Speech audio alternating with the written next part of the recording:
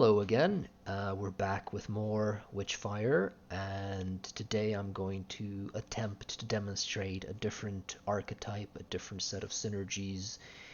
Unlike the previous video where we had to be very much in close range with the enemy, this build is more of a medium to long range build, and it focuses primarily on the ice element for a little bit of damage and crowd control primarily. The majority of the damage will come from our two very potent weapons here. The first one is our medium range Hunger, the starting pistol, and of course the longest range sniper rifle in the game, the Hailstorm. Um, I wanted to make a quick note here about the benefit of theming your build or putting together your loadout around one single element, in this case ice or fire, as the case was in the previous video. It's not just for role-playing purposes. I think mechanically it makes sense because any arcana that you get related to a particular element, you will be able to benefit from far more frequently during your run if you have multiple tools to apply or use that element, in this case ice. So you'll see I have the ring, which allows me to freeze enemies as I dash through them. I have my two firearms, my two primary firearms, both apply freeze on satisfying different conditions. Um, and of course we have the Frostcone spell upgraded to third Mysterium. For the heavy spell I actually opted to use the Iron Cross because I find it's a more reliable crowd control method that I can use from a distance, so I can sort of lob the cross into a pack of enemies while still keeping my distance and keeping myself relatively safe, whereas the other option that I considered, the Ice Dome, is more of a anti-melee oh shit button. When you're getting swarmed, you hit that. It gives you some breathing room. It also enhances your firing range at the third level. It's a good option, but I decided to not go for that. We also picked up the Grimoire for some additional stun, crowd control, and of course for the fetish, Henbane is still best in slot, and the Grimoire I feel actually performs better than the Bittersweet Nightshade, as you don't have to be in a hurt state to proc it. So I'm just going to jump straight into some combat to show off what the build can do. I actually am a little bit rusty here. I'm not sure how I would approach this group. I end up relying a lot on the sniper rifle. And as you can see, as long as you keep scoring those headshots, pretty much everything from a light to medium enemy should die in one hit.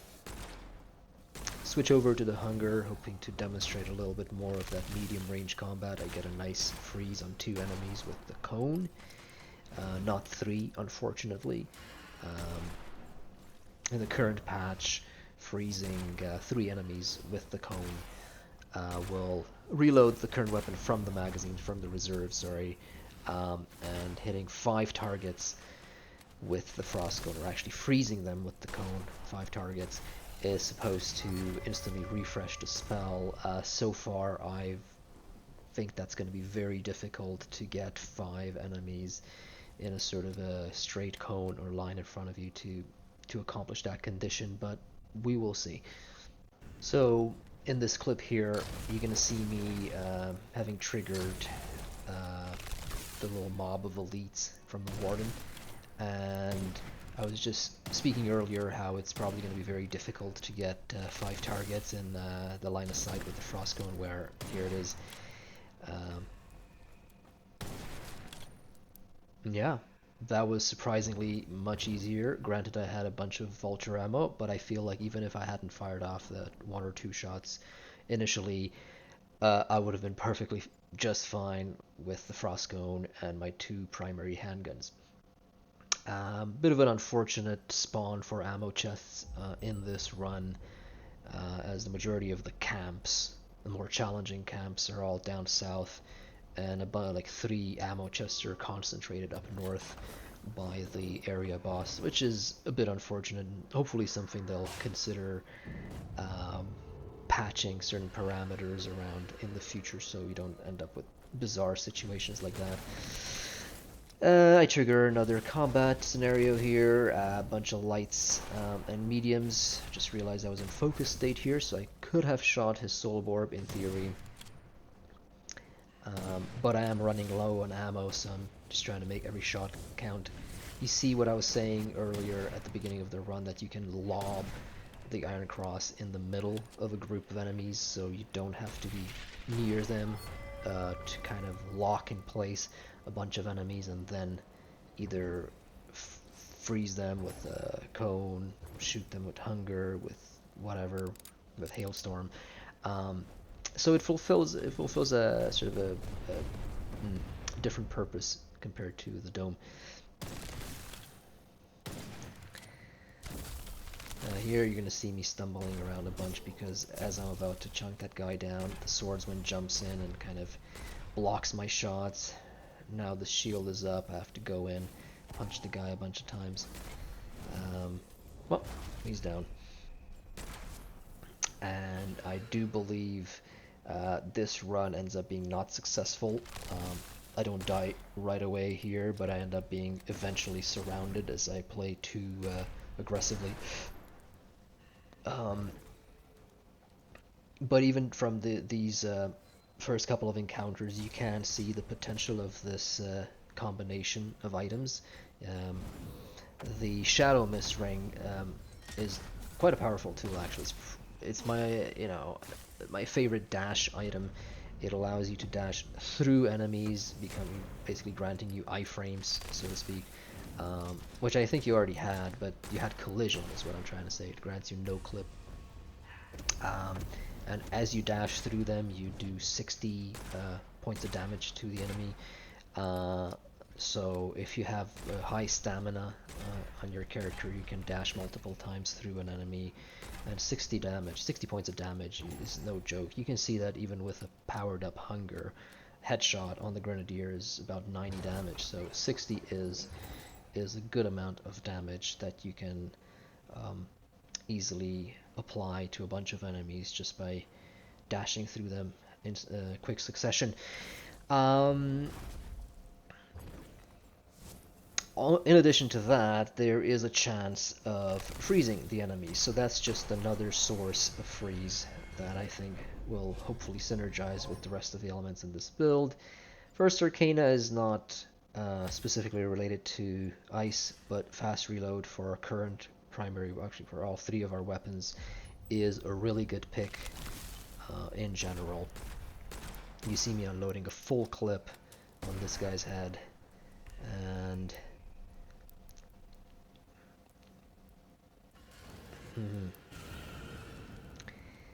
finally I decide, you know what, I am running dangerously low on ammo for my primaries, but I have a ton of vulture ammo. I had 8, I think. I was carrying 8 bolts there, which is insanely high. Yep. I really do not like these enemies. There is an Arcana which allows your bullets to pierce through physical barriers, such as these shields. Unfortunately, I did not get that this run. However, like I said earlier, the Shadow Mist Ring is a very good option for dealing with those types of enemies. You see me jumping through that little patch of poison plants. That was not great, lost my focus. And here we get Lasting Element, plus 40% duration to elemental status effect, in this case plus 40% duration to freeze, which is pretty powerful.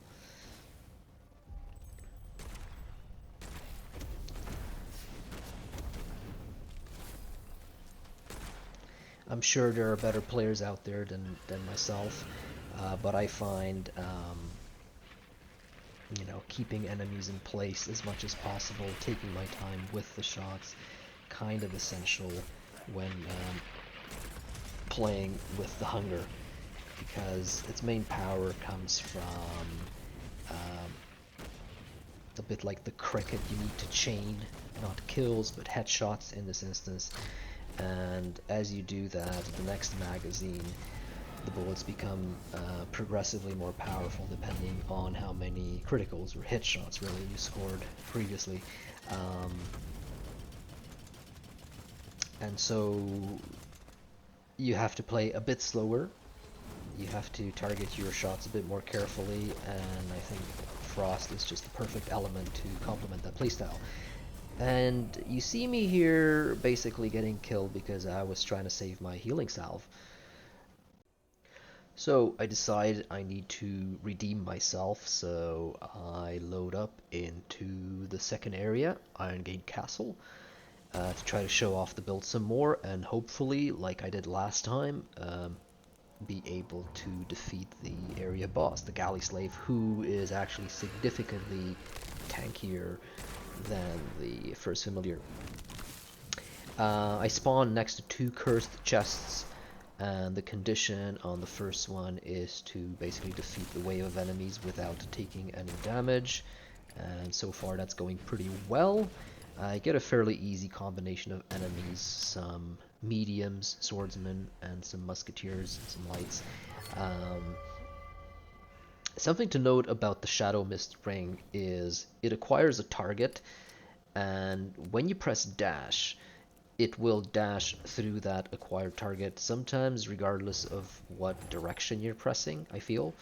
Um, so you want to be careful with that. You may be thinking you're dashing left when in reality, if you have a target in front of you acquired, um, you might be dashing straight through them. And something interesting also to see is that with the swordsman, if you dash the moment they are landing, you will actually dash upwards into the air and perform a sort of leap yourself.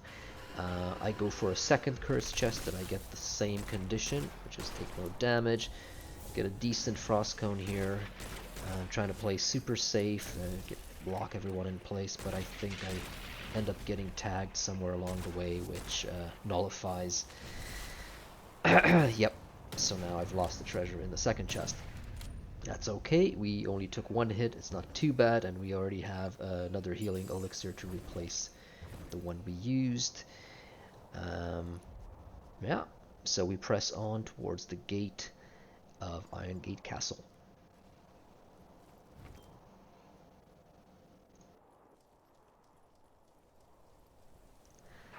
Now, normally here, I like to just bypass this swordsman horde. You can skip the whole coin toll that you have to pay to the dead guy in the center of the yard. And you can just jump over the roofs to the right, which I will show after I'm done with the horde, but I decided to fight the horde just to try to showcase the build a little more and really test its limits, and my own, to be honest. Like I said, I have a lot to learn still about playing this game optimally.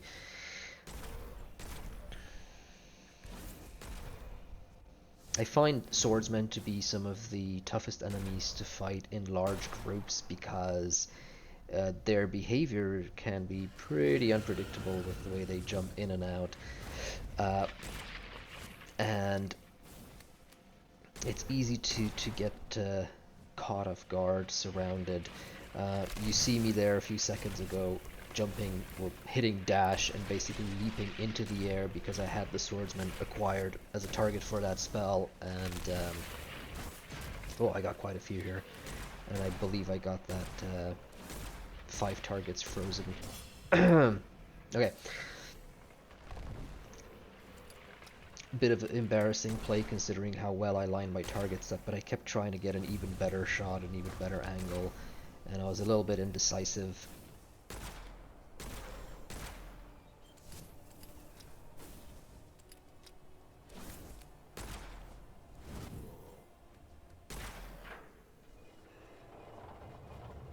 So here I'm going to show you guys, you don't have to pay this coin toll to open the gate. I mean, you can if you want to. You just double jump over these roofs here. And that is it. You can skip the entire swordsman horde and make your way to the inside of the castle. Now, I was hoping, looking at the map, I was hoping that I would have sort of a clear shot to the area boss, maybe with a bit of ammo on the way, but I realized the only, or the closest ammo chest at least, was guarded by a very dangerous mob, so I'm thinking, if I do that, I might not have enough healing pots and or ammo left over for the Galley Slave, because the main concern with the Galley Slave is not so much its moveset, but that you will eventually run out of ammo. It can happen, and you don't want to be too close to him. As long as you sort of dance outside the circle, the edges of the arena that he's in, you should be fine. But it's not, his moveset really is very dangerous the closer you are to it. There are certain projectiles that travel slower, so if you have enough of a gap between you and him, then you should be able to dodge them reliably. But if you're very close, you're gonna eat a lot more damage. So what I'm trying to say is I have an amazing long-range option in the Hailstorm that will probably run out of bullets long before the boss is dead. So that means I'll have to rely on my hunger to do the rest of the damage, and that's just going to be a bit of a more challenging task, perhaps.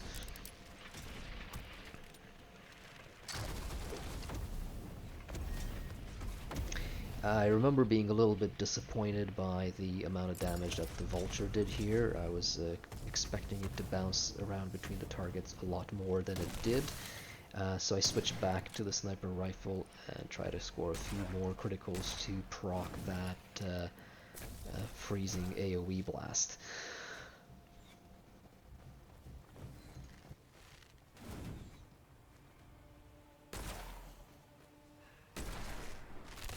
So here I'm just dispatching the last of these melee and ranged husks, and I just wanted to show you something neat in a second. There's this guy here, get him with a headshot. Refill my elixir now. You see this guy? He's full health, more or less. I dash through him, he evaporates. Not sure what happened there, but my guess is I procced one of the attacks of the Grimoire, which is the relic I'm currently equipping, I currently have equipped, and there's a very small percentage chance that on getting hit by certain types of enemies, they will instantly die. Normally it just retaliates with the decay damage, and that's a consistent sort of reaction, but there's a 6 and 12% chance respectively to instantly kill enemies on receiving damage from them. So I believe that is most likely what happened there. Because the Shadow Mist Ring doesn't proc decay damage, and even if that had been the, let's say, regular retaliation from the Grimoire, it would have been just one of those small 5 damage ticks at a time. They wouldn't have instantly exploded the way they did, so I'm pretty sure that was the insta-kill from the Grimoire in retaliation, which is pretty cool.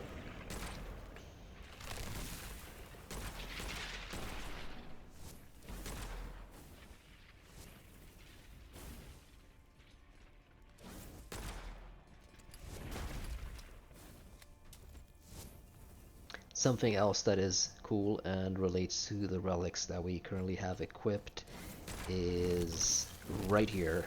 Notice how I dashed through that swordsman who was leaping at me, and I basically clipped through him mid-air. The Shadow Mist Ring has a, I believe, 20% chance to freeze enemies, so what ended up happening is as I passed through him mid-air, I froze him in the air, and it's kind of funny how that works. You just get stuck up in the air instead of, I guess, landing down on the ground. Not sure if they need to bother patching that out. It's kind of funny.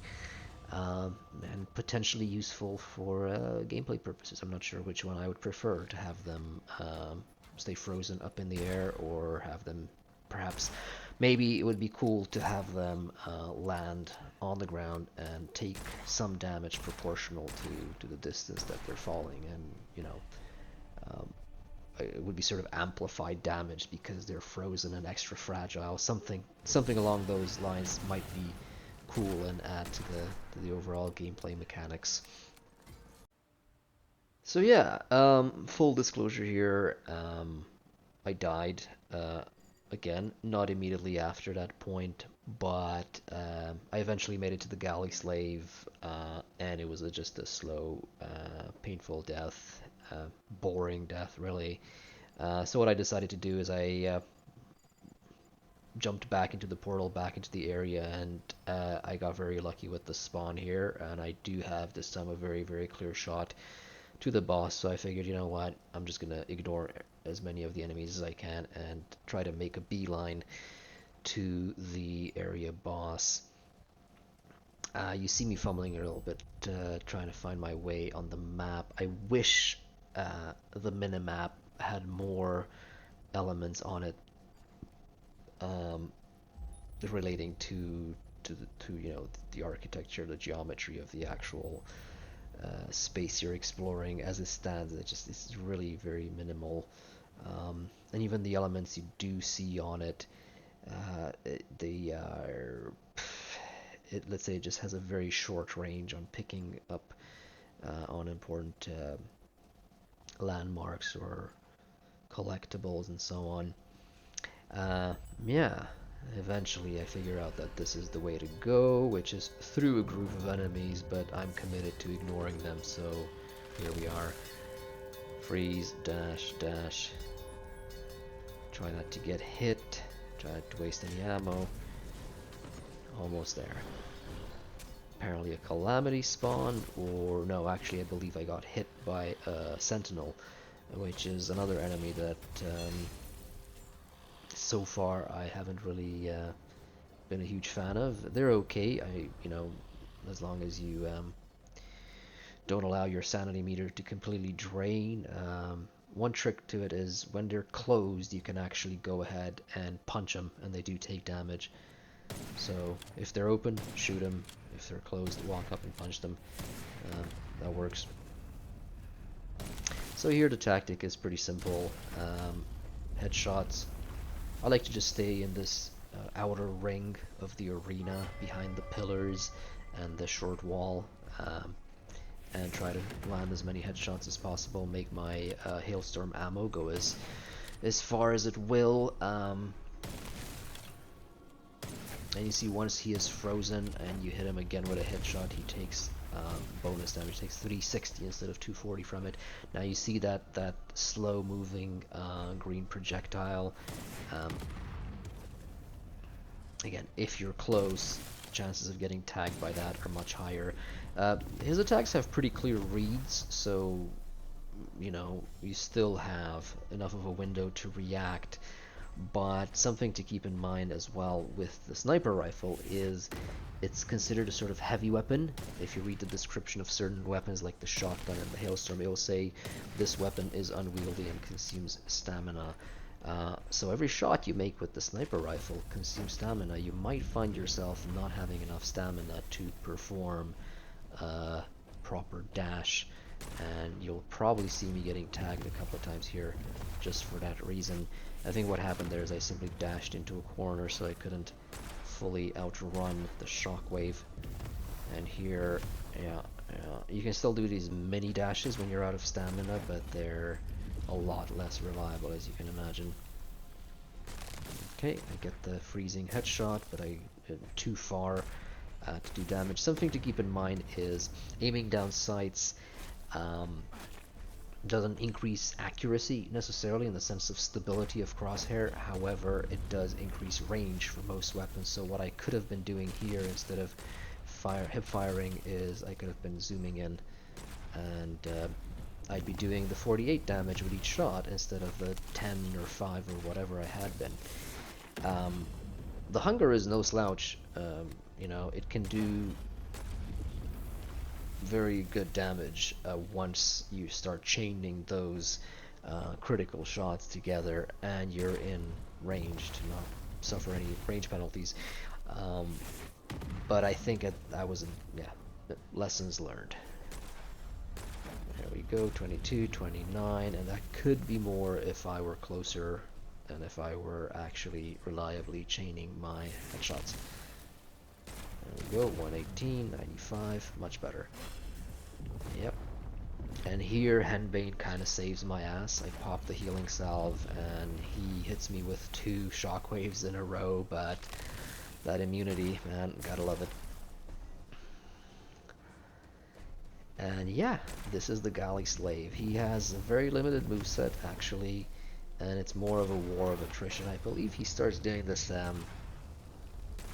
leap attack only when he's below 50% HP. And he's I like the way they designed the bosses. I think it's kind of hard to design enemies in general, but bosses in particular in first-person shooter games. It's you know, how do you design a boss that isn't just about being very bullet spongy and you having to circle strafe around them, which really Galley Slave is a sort of circle strafe boss, and particularly with the arena they put him in. But there's a bit more to him than that. His again, his attacks have very specific tells, and there are very different movement patterns you need to employ to keep yourself safe during those attacks. And he's an interesting encounter, I find you, because he does eventually force you to use to get a bit closer, because you will most likely run out of ammo for whatever long range weapon you are carrying. I suppose you could also carry 2 long range weapons. You know, you could rock the hailstorm, and you see me dashing through him here and freezing him. So you could be carrying the hailstorm and the all-seeing eye, and I guess the ammo pools from those 2 weapons combined could be enough to take him down. I'm honestly not sure, but that would be, I guess, a safer option for challenging him, for taking him down without having to get too close. But then you have to wonder how well those 2 weapons will serve you getting this far. So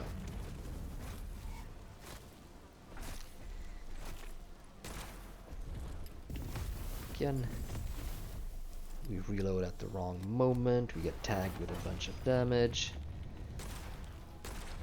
Somehow, you see there, I'm pretty sure in both of those instances when I dashed through him, I was holding one of the side keys, either right or left, and yet I dashed through him.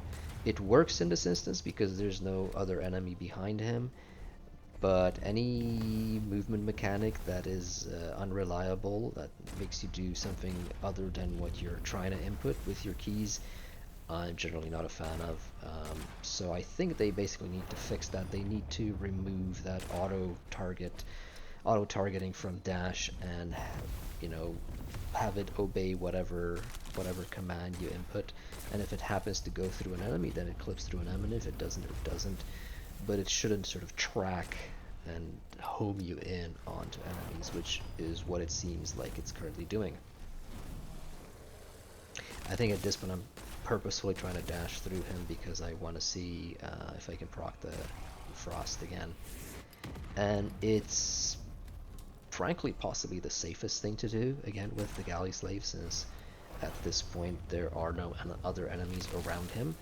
And a lot of his attacks are very slow and they all come out from the front. So dashing through him is actually probably the safest thing I could be doing. Not sure about, like, with the shockwave, if you're at a distance and you try to dash forward, yeah, you're probably going to land into the shockwave. But if you're close to him, you can just pop out from behind him and avoid the shockwave entirely, most likely.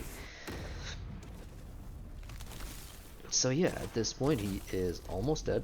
See, there we go. I see him lifting his foot, prepping the shockwave, jumping in the air, trying to stomp on me. Yeah.